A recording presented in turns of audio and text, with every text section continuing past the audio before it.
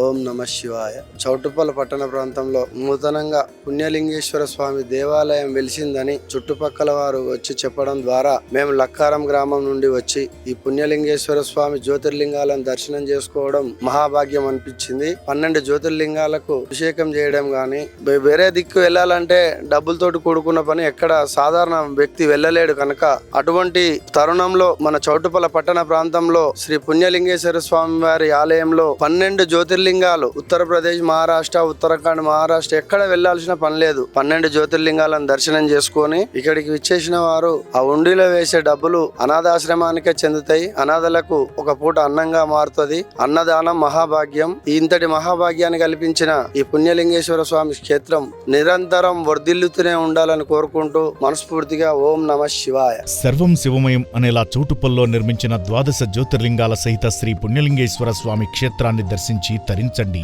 ఇక్కడ కుటుంబ సభ్యులందరూ ఒకేసారి 12 జ్యోతిర్లింగాలకు అభిషేకం చేసుకోవచ్చు. శ్రీ జయసిద్ధి గణపతి, శ్రీ మాణిక్యాంబాదేవి ఆలయాలు కూడా ఉన్నాయి. దాతల సాయంతో నిర్మించిన శ్రీ పుణ్యలింగేశ్వర స్వామి ఆలయ పూర్తి నిర్మాణం కోసం మీ శక్తి కొలది సాయం చేసి పుణ్యం కట్టుకోండి.